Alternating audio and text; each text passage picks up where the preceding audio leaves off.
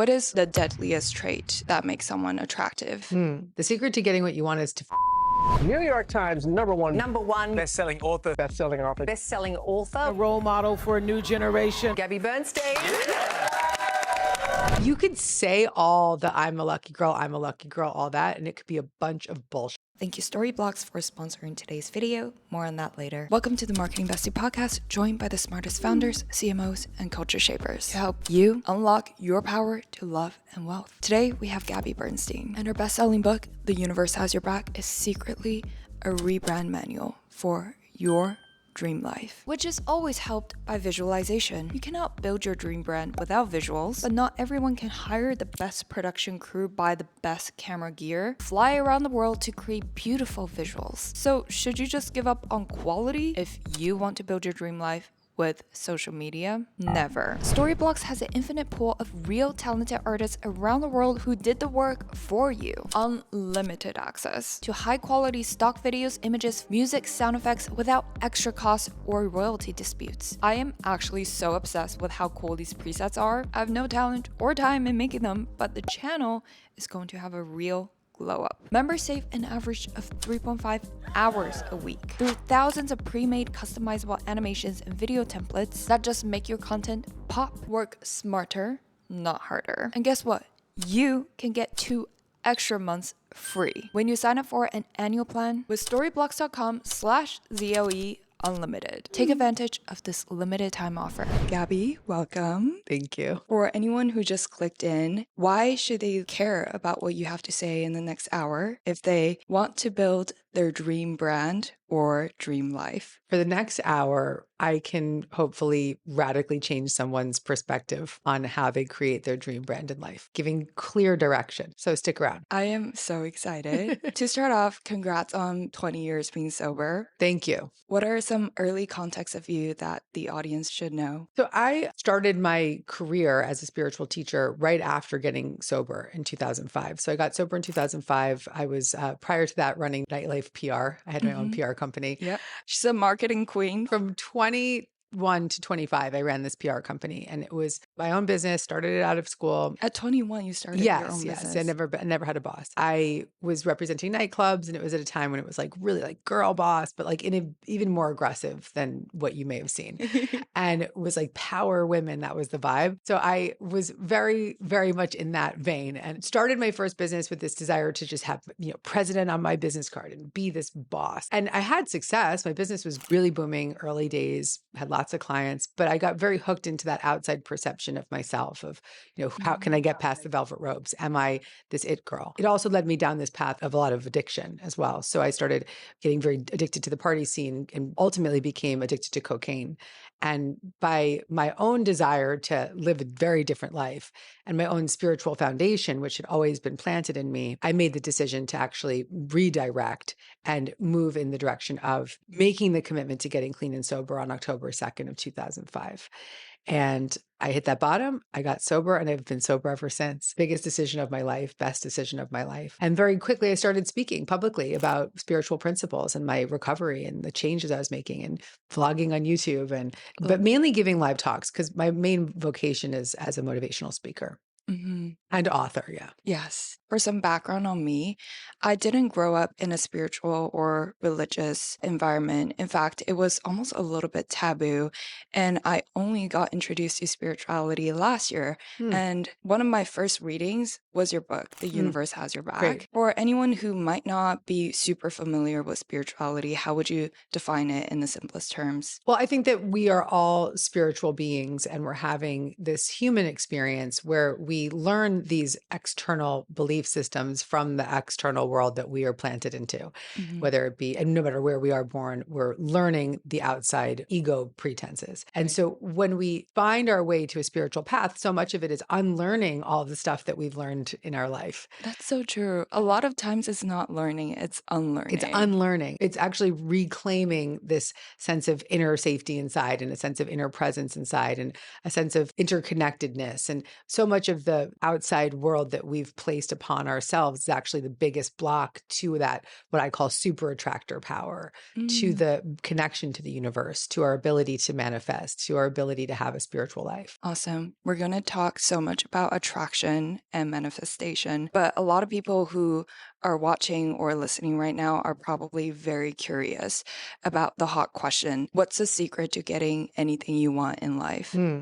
The secret to getting what you want is to forget what you think you need. Oh, interesting. We are really hung up on this need to acquire, attract, manifest. It's quite the opposite. It's when we let go. It's when we stop trying and stop forcing or pushing or controlling or wishing and hoping that we actually start allowing. And the allowing is being in joy, having fun, doing creative pursuits. I mean, you're an excellent example of that. You were in corporate, you were doing creative work. Your creative work started to take hold. You started to feel so much joy in that work. It was fun for you. It's effortless for you. You were like, I would do it for free if I had, you know? That is so true. I was like, someone has to pay me for me to stop making cringy little videos. Yes, exactly. You loved making cringy videos. And so your cringy videos now have blown up because of that joy. So that's how you attract and that's how you manifest, by just being in the experience of what it is that you are excited by, illuminated by, inspired by, because we're inspired. When we're inspired, we're in spirit. And that spiritual essence of who we are is actually what is manifesting at all times. Got it. To start off on the light and fun side, I do want to touch on a few terms very hot in pop culture and branding right now that are related to spirituality, and I want to get your take on them. Okay, cool. Let's do it. First one, lucky girl syndrome. Yeah. Do you identify as someone who has lucky girl syndrome? And if you think this is a concept that is verified in spirituality, how do you create lucky girl syndrome? Well, what is lucky girl syndrome? Say the 46-year-old woman sitting with you. I think people are just like, oh, I'm always the lucky girl. And then you start to see lucky things happen to you. So thinking about ourselves in a way where we're perceiving the luck or the abundance or the opportunity rather than the lack is always going to put us into a better point of attraction. We're in a point of attraction by what we put out. We manifest what we believe, we manifest what we put out. But you could say all the I'm a lucky girl, all that, and it could be a bunch of bullshit. Okay. Because if you don't feel it, then it's bullshit. Right. Okay. Is it like delusion at one point? You're just playing a game. The real work is about healing the core beliefs inside of you because you manifest what you believe. You could walk around with, I'm a lucky girl, I'm a lucky girl. Maybe things are a little bit more fun. Maybe you're having a little more playful day. That's all cool. That's fine. I appreciate that. I think affirming good feelings is great. But if deep down you still believe I'm not worthy or I'm inadequate, you're not going to actually attract what you want, or you might and you'll lose it. Won't stick. You have to be really in that centered place of what you truly believe inside. And that's where spiritual self-help comes in. That's why I've written 11 books on spirituality and self-help to help you undo the burdened belief systems that block you from actually being in that real, genuine vibrational point of attraction of what you want. Interesting. What is one common belief that people hold on to that's kind of blocking their abundance or blocking what they truly want? I'm not worthy. Not good enough. How does one really leave that state of mind? My 10th book is called Self-Help, and it's based on the principles of a therapy called IFS, Internal Family Systems Therapy. And it's all about connecting and befriending these belief systems and undoing the patterns of those belief systems. So if somebody's like, I really want to manifest, but I've got this belief that's blocking me, I wouldn't hand them The Universe Has Your Back. I'd hand them Self-Help. I'd say, do self-help and then read The Universe Has Your Back, or then read Super Attractor. But do self-help, because it's about the self energy inside of you healing those belief systems and being your own inner healer. Got it. More about that self energy. I think attraction is such a powerful force of nature, even in marketing. We often see the clearance or the very salesy marketing not convert, whereas the limited drop sells out in minutes. So how does one really attract that dream opportunity or a soulmate and become a magnet or a super attractor? The more thirsty you are, the less attractive you are. You know this. Like if someone's like DMing you or like constantly texting you, even energetically kind of stalking you, you're kind of immediately going to deflect that energy. Right. It's when someone's in their own confidence, in their own joy, being themselves. Authenticity is what is attractive. So being in that sort of genuine, grounded space of this is who I am and this is me, vulnerable, authentic, genuine, that's what's going to magnetize other people towards you. All the world wants from you is your authentic truth. Kind of continuing that conversation, what would you say is the deadliest trait that makes someone attractive? And attractive in terms of it could be towards other humans, it could be towards wealth or health. Yeah, I think that joy, Oh, fun. Think about it. The fun girl at the party is the most attractive person at the party, right? Or the person that you meet on the street that just sort of comes in and their vibe speaks louder than their words. mm, It's that joy and that fun that's the magnetization. I like to live my life where wherever I go, I try to just be really kind to people. I love to compliment people genuinely, not with bullshit people, but yeah. I like to just have a good time. And so the more fun I'm having, the more energy I have, the more magnetic I am, the more people want to be around me, the more supported I feel. It's just, that is it. Okay. This is Yeah. interesting because something that's been trending in pop culture and social media has been detachment, where people are like, this is the dark feminine energy, or like, this is the type of trait that makes you very magnetic. And I want to hear your take on it because I know you talk about the art of surrender in your book, The Universe Has Your Back. And I want to kind of differentiate if there's a difference or is there a similarity between detachment versus surrender? I think that genuine detachment is comparable to surrender in that it's the feeling of being in that art of allowing, Mm, of not strangling or controlling your dreams and trusting that the universe has your back, trusting that there's something better, trusting that if you have a desire, it was planted in your heart for a reason. When you act on that desire with joy and inspiration, it will be fulfilled in a way that may not be exactly as you planned, but it will be fulfilled. mm, And the thing that detachment and surrender allows us to do is let go of the expectation. Remember, you asked me, what's the secret to manifesting? I said, let go of what you think you need. mm. So this is the same thing. If you start to just surrender it all, and in my book, The Universe Has Your Back, if you think you surrendered, surrender more. And that is the biggest message I could give everybody, because the more you strangle and the more you hold on, the more you deflect. It's very counterintuitive. Yeah, it is. Because you're like, I have to do. I should make, control. Yeah, you can do a lot and things will come out of doing. But I found that the less I do and the more intentional I am, it doesn't mean that I'm not actually taking action, but the more intentional I am in my doing, the more I can create. Okay. I was going to ask about that because some people might be like, oh, does that mean I take no action or take no more accountability? And I think that's where the nuance comes in. You, of course, always take action. You always take accountability. The actions that you take have an impact. And the actions that we take from spiritual alignment are the ones that make the biggest impact, a positive impact. So what is spiritually aligned action? This is when we are feeling excited and joyful, having fun doing what we're doing, Yeah. taking the action.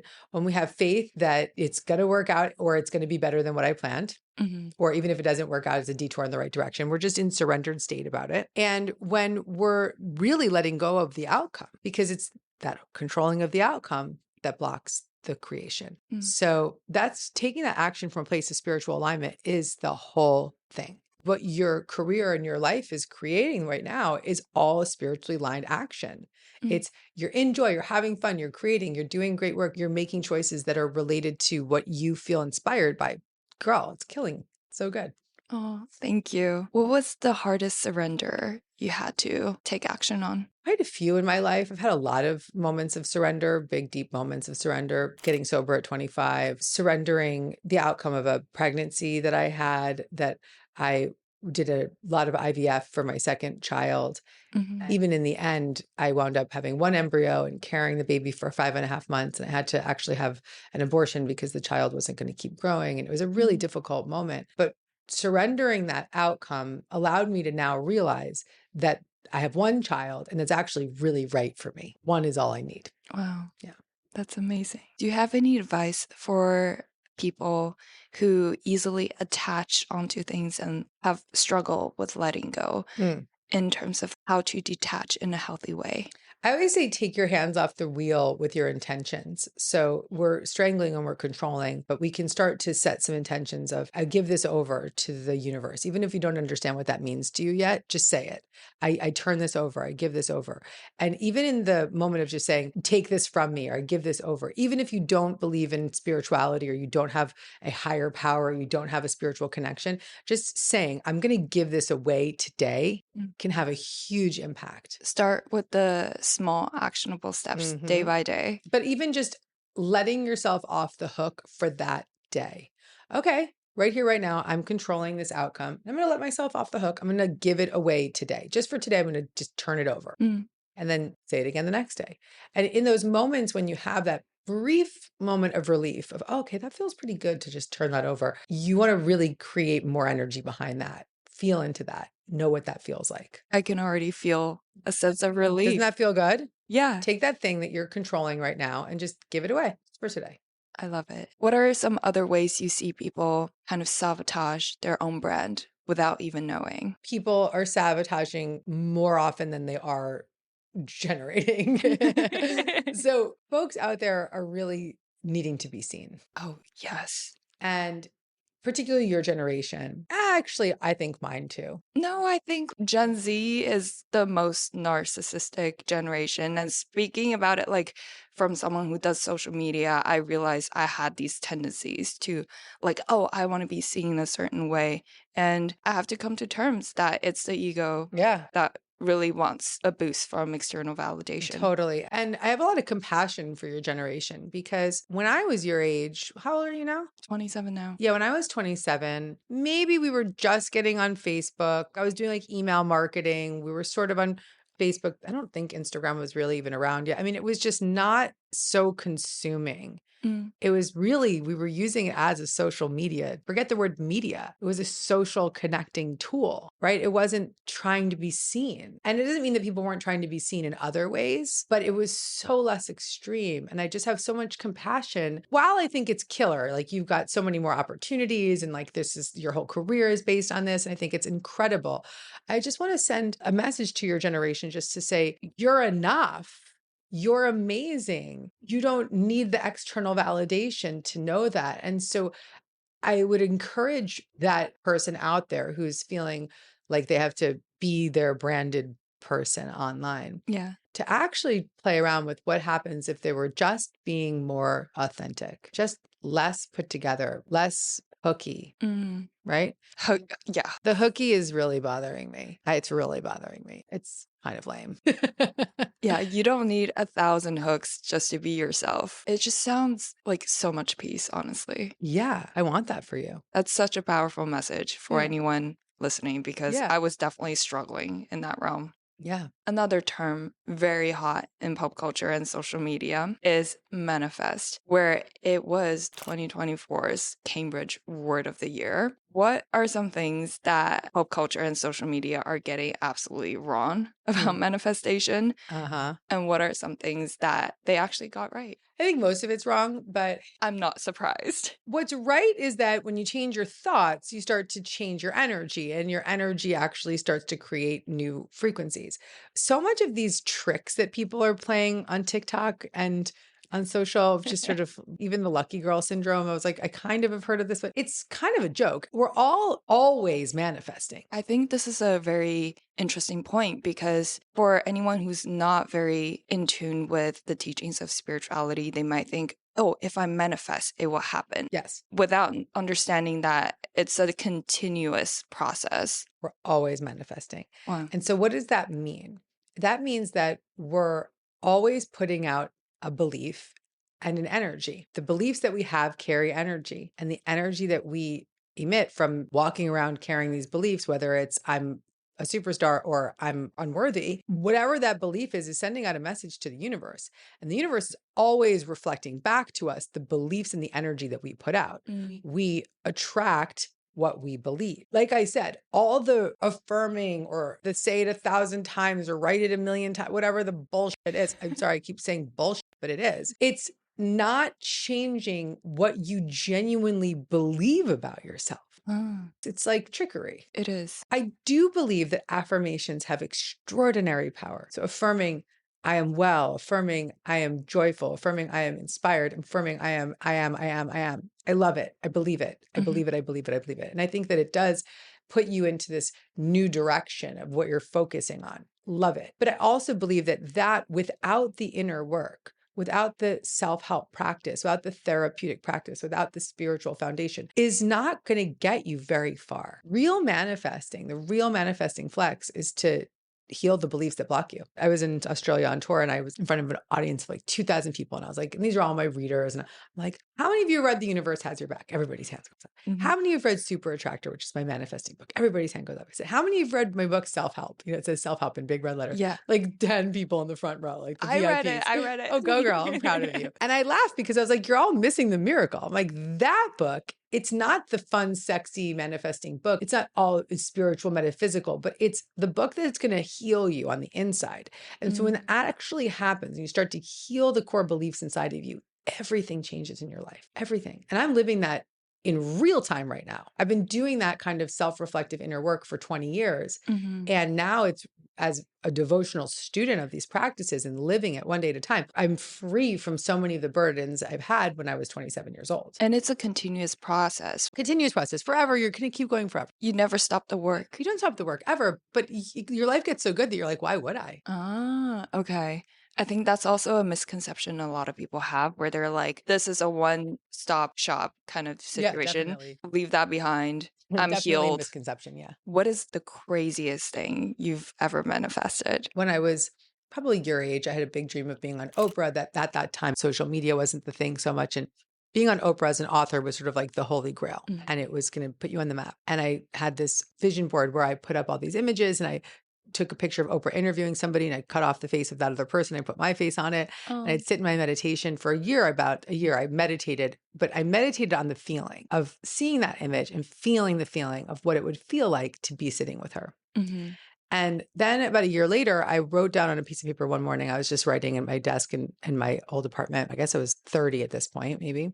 And I wrote down, I'm going to be on Oprah. Like it's happening. Like I just felt it and psychically let it come out onto the notepad. About 3 hours later, I got this phone call from Chicago, an area code. And it was Harpo Studios. And they're like, hey, it's Harpo. We'd like to ask you to be on Oprah Super Soul Sunday. And I was like, I've been waiting for this call. That was, of course, action. I'd written several books. I'd had New York Times bestsellers. I was doing spiritual work. I was really out there.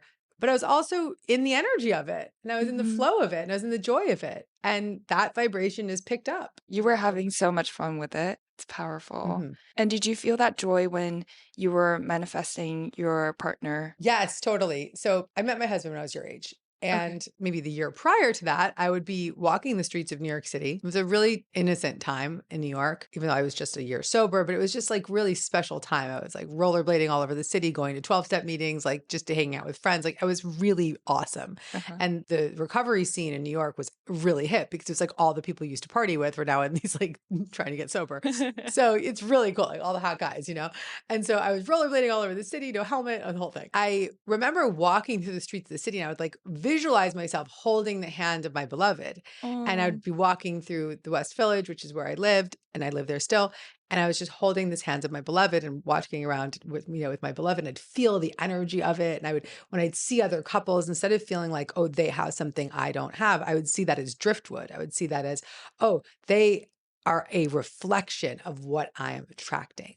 And it just felt so good. And so a year later, I met my husband, and now, of course, we're married now many years. We're coming up on our anniversary. And to this day, our favorite thing to do together is to hold hands and walk around the West Village. That is so sweet. So, you know, you not only manifest the partner, but you manifest the energy and the feeling that you're assuming. Got it. Would you say a key element to manifestation is being so specific about knowing what you want? I think being specific and then letting it go.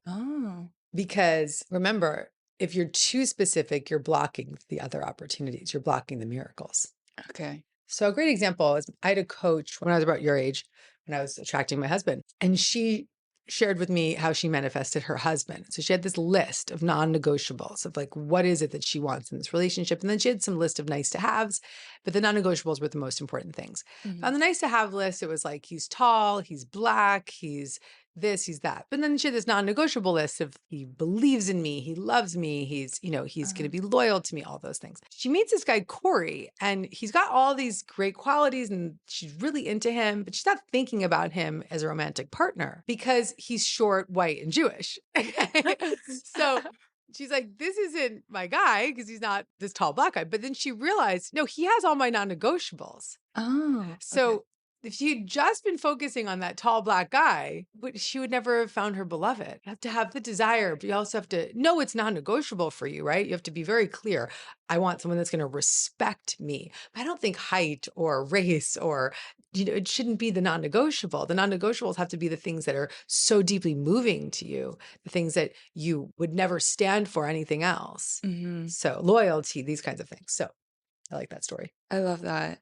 Do you believe in soulmates? I think that we can have many soulmates in our life. I think even my son could be my soulmate in many ways, right? I think that it's not just about romantic love. It's about the souls that come into your path that have chosen to be on this journey with you in this lifetime. I believe that our spirits are, before we are born, look at the world ahead and say, okay, I'm going to choose that life to learn these lessons and to have these experiences. And I think that there's collective spiritual energies that come back into the world together again and again and again, multiple lifetimes, to unlearn and to relearn and to remember the messages of spiritual connection and love. And I mean that. I believe that, and take it or leave it, everyone listening. So I believe that we could have many beloveds and many soulmates. I have a friendship, one of my best friends in the whole world. She lives in Australia. And we've been friends for 15 years. And even just now, as I think about her, I could just be moved to tears because there's such a soul connection. And when I was on tour about 2 months ago in Australia, I was walking the streets with her. And all of a sudden, I just like looked at her and I was just like crying. And we both were just like staring at each other in each other's eyes and just like so moved by each other, and such deep love and such deep friendship, like a familial energy. And I'm like, we've been together for lifetimes. I can see I'm emotional thinking about it right now. Yeah. And so I think that happens with friends and with family members and partners and children. It's not just for one person. Absolutely. That's so beautiful. And I think a lot of people underestimate the value of relationships between friends and with family. Yeah. It's not just so focused on, I have to find that one person to fill up whatever void I have, which is not going to happen. I think you have to look for that romance in all kinds of relationships. Yeah. And I honestly think I have multiple soulmates as well. And two of them are with my best friends who are the true wealth and treasures of my life. That's right.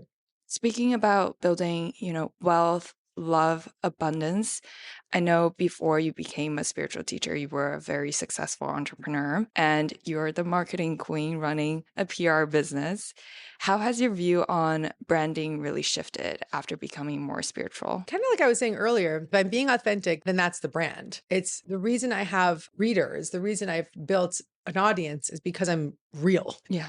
I think the polished hookiness is going to be a thing of the past. I think it's already turning the corner. I believe so. People are listening and they're like, I want to break through the noise. Be yourself. That's what I really want to hear people be themselves. I also think self-awareness is such an attractive trait and really, such an undervalued skill that not many people have. Do you have any advice on just giving people who may feel lost and have too much noise around them and finding out who they truly are, especially younger people? Their minds have been just overwhelmed by social media and all the media out there. Yeah, I would really love to tell that generation, do as much offline as you can. It's really ruining your brain and it's ruining your self-esteem. Follow people like yourself that are giving good content, that are really offering good messages. We all get hooked, right? We all get sort of in the loop. It's super addictive. It's really detrimental to your well-being. So I would say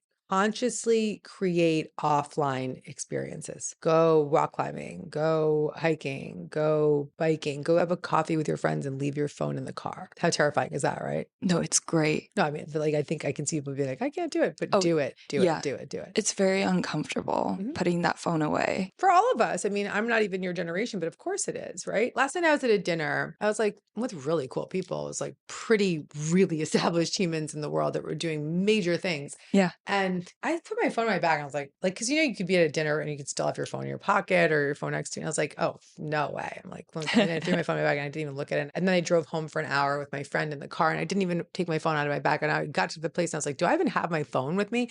And it was such a good feeling. Oh, that's It's such a probably good been feeling. like 4 hours that I hadn't even checked my phone. I think that's such a gift that you can give to yourself for free. It sounds simple and stupid, but it's probably the biggest thing you could do right now. I think a lot of times people are looking for what additional thing I can bring in, but just like the unlearning, it's what things can I take out to increase the quality of my life. Yes. That's a good hook, honey. We don't do hooks here. We just deliver the value That's now. exactly. That was an from what I authentic learned. hook. It's a statement, right? Yeah, That it's not what we put in, it's what we take out. that is so true. Speaking about very successful, wealthy, high net worth people that you've come across a lot throughout your career, some of whom you've coached, do you recognize a common pattern in their spirituality? Everybody just wants to feel good inside.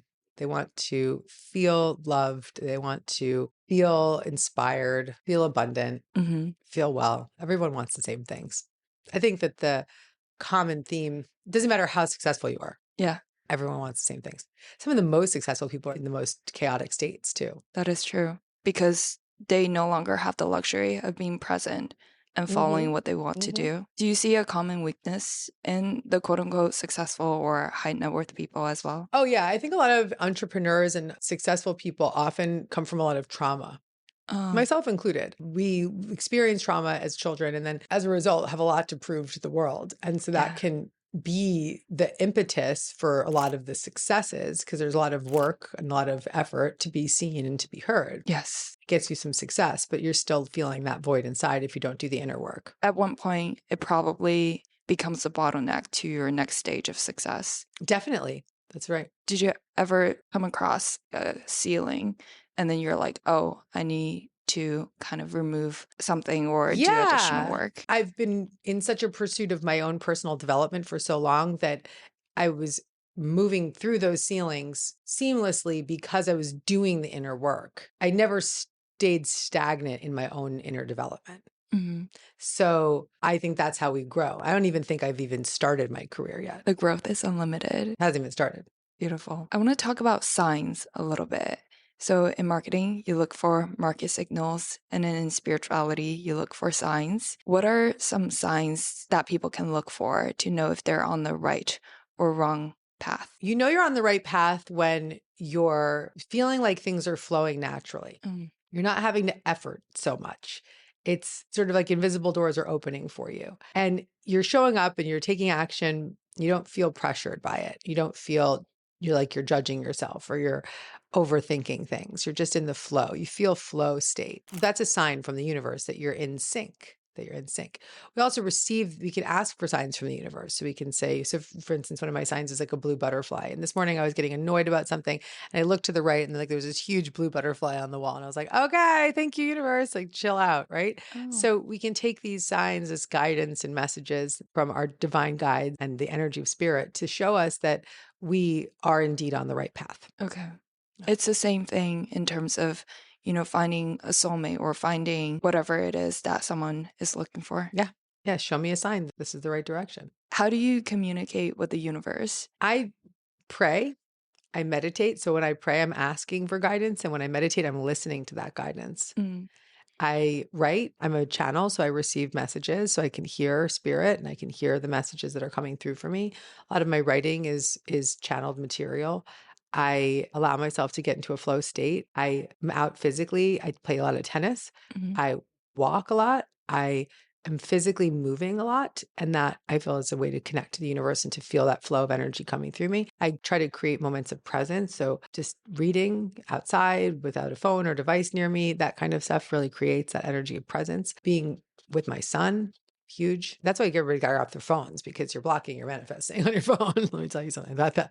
Oh, okay. I'm also curious. Sometimes we talk about gut feelings. And then at times when you're nervous about something, you also get that gut feeling, like a tight feeling in your gut.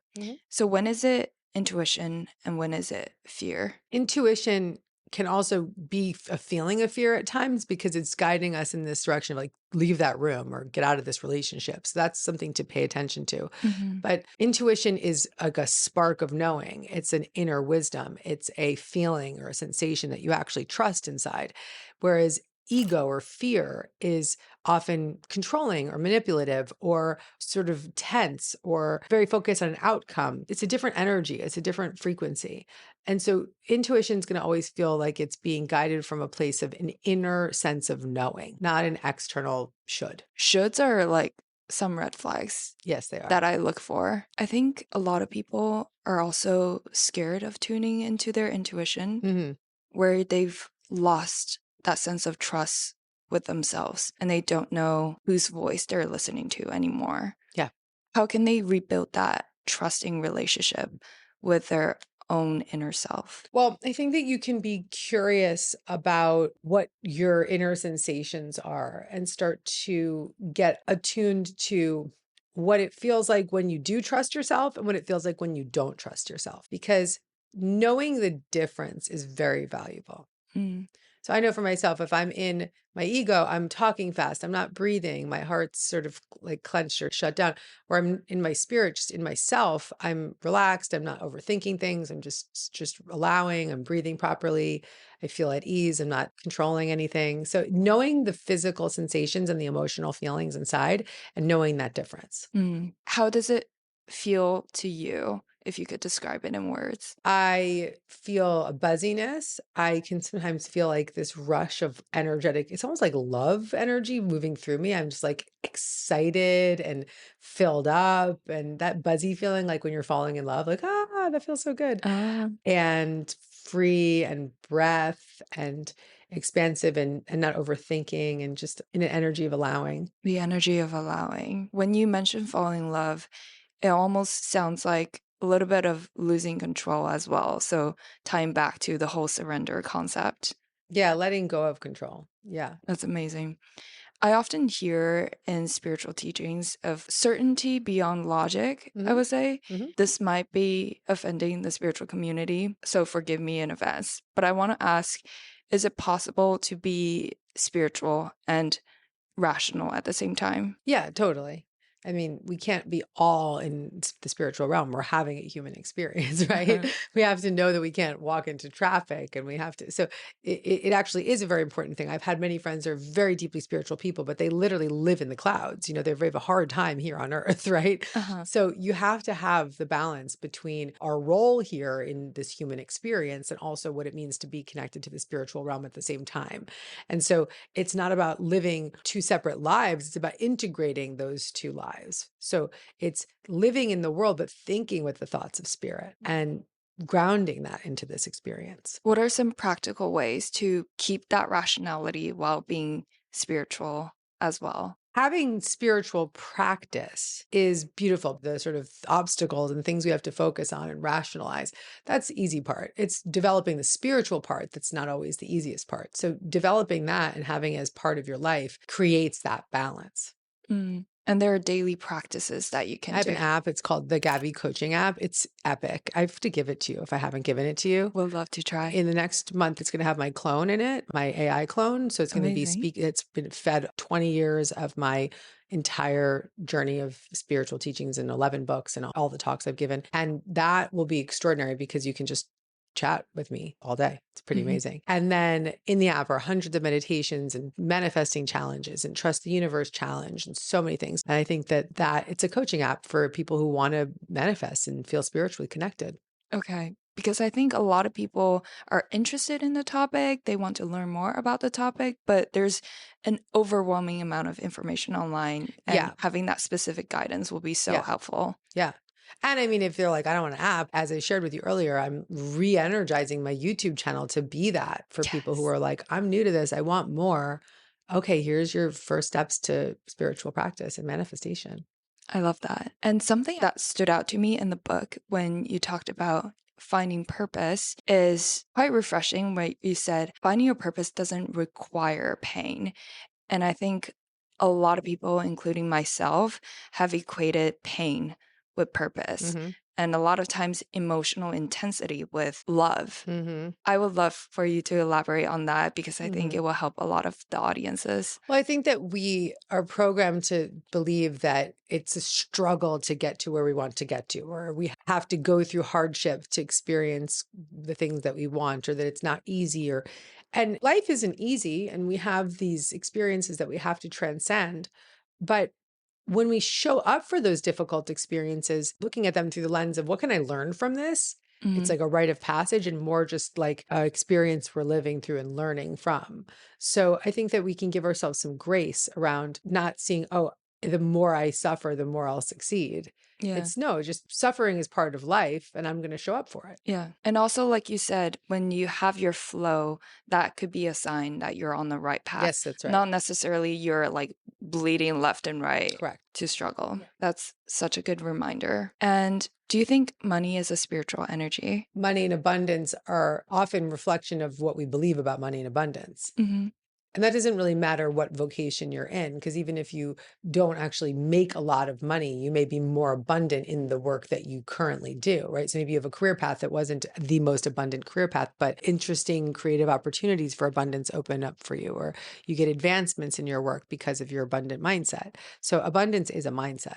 Mm-hmm. Did you have to work to kind of be in that abundant mindset yourself? Yeah, when I was your age, I was really reprogramming my own abundance mindset big time. So it wasn't how I was brought up. Did you have scarcity mindset before? When I was growing up, I did. And then when I was in my early 20s, I had actually a real quantum shift. I was like, oh, I can make money, as I was promoting parties. And I was like, I can make money. And I made that flip. I was like, I'm going to make money. I'm going to make money fun.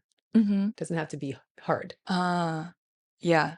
I also grew up in a scarcity mindset environment, and it's a lot of unlearning. It's quite refreshing to learn about abundance and how limitless it is. Yeah. What was it that really clicked it for you? I think for me, which isn't a typical scenario, but when I recognized, oh, I actually have a skill that can generate income, I decided that that was going to be easy for me. I flipped it. I decided money is easy for me. Very young. That's not a typical scenario. It's a lot of undoing that you have to go through. Yeah. But for me, I was like, no, I see that I can do this. I'm going to make this fun. It's going to make it easy.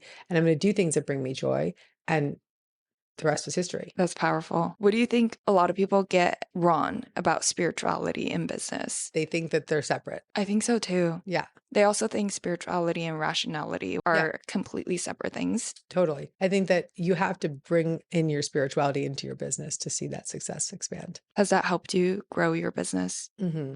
Definitely. As a mother now, what is one trait you'd like your son to have? Kindness, number one. And how has being a mother changed you as a person? It's definitely deepened my spiritual practice and deepened my understanding of my own ability to be present, or my inabilities to be present at times, and practicing presence in a big way. Do you still find at times where you're unable to be present? Right. I will recognize I'm not being present, find my way back. Yeah. That's good awareness. Just, again, very authentic and very brave of you to share that. Yeah. Yeah. So it's a never-ending process of building that muscle. That's right. Do you still have any fears? I'm very curious. Yeah. As a parent, you have a lot of fear, but I don't dwell in the fears. That makes sense. What are some tactics you use to kind of name the fear and to not necessarily react, but to continue pursuing what you love? I think you said it beautifully. You name the fear. You call it by its name. Oh, okay, that's some fear. And then I like to witness the fear and then forgive myself for having that fear-based thought. And then I do a practice called choose again, which is I reach for the next best feeling thought. So I'll start reaching, okay, well, this is a fear that I keep thinking, or I could see this through this different lens, or I'm going to open up to this possibility. And I start guiding my thoughts back to a higher vibration. I'm going to try practicing that. Yeah, it works. And what are you trying to attract or manifest in this chapter of your life? I am creating energy around my YouTube channel. Lovely. It sounds so silly at this stage in my life to be like, oh, I'm going to focus on YouTube. But I know that there's this audience of folks who are really hungry for this message, and it's a place to find people where they're looking. And what's going to be on your channel? Well, my channel is filled with lots of how-to content. So it's how to deal with energy vampires, or how to attract abundance, or how to manifest fast, 10-minute videos of me directionally teaching how to raise your vibration fast, the secret to trusting the universe and letting the universe take over, these kinds of messages. And it's really good.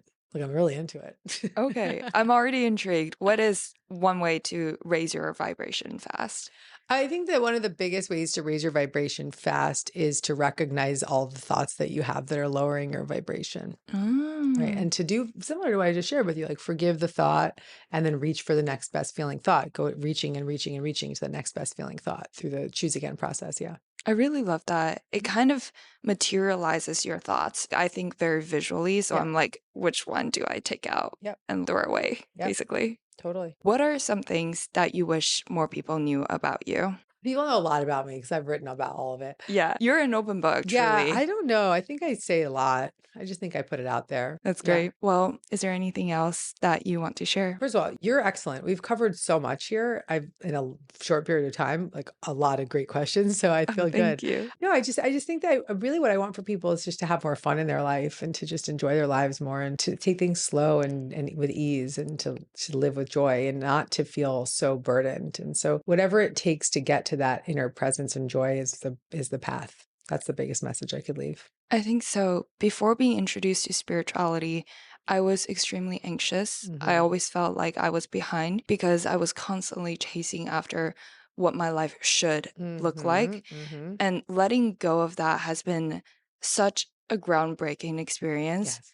which is why I wanted to bring you onto the show and Yeah. to share that wisdom with the audience as well, because I think our generation is so young, but we're the fastest to burn out Yeah. than any other generation in our 20s. And I'm like, Here's a message I have for your generation too. It's beautiful. There's a lot of confidence, but there's this belief, this inherent belief, like I should be this much further ahead, or like I deserve this now. And I just think that's really getting in the way for folks. I think it's actually really sabotaging their successes. I think there needs to be more humility, like humble learning and willingness to work hard. Yeah, I love that. Well, thank you so much, Yeah. Gabby. Yeah, I hope I didn't offend anybody by saying that. But I think Not that at if I all. were to give advice to a Gen Zer, I would say definitely be willing to find that person, whether you're employed by somebody, find that boss and find out the 5 things that they need most and just do whatever it takes to get that done and ask how you could learn more and just try to learn as much as you can and not feel like I'm the president today. Absolutely.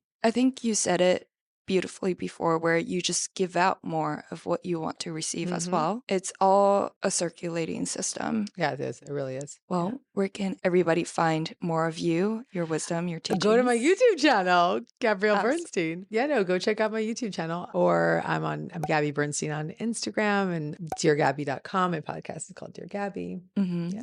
And she has The Gabby more coaching than app. the app and a ton of amazing books Thank you. that will shift your mindset. Thank you. Thank you so This much. is so fun. Thank you. Thank you. It's so good. Yay, it's so good.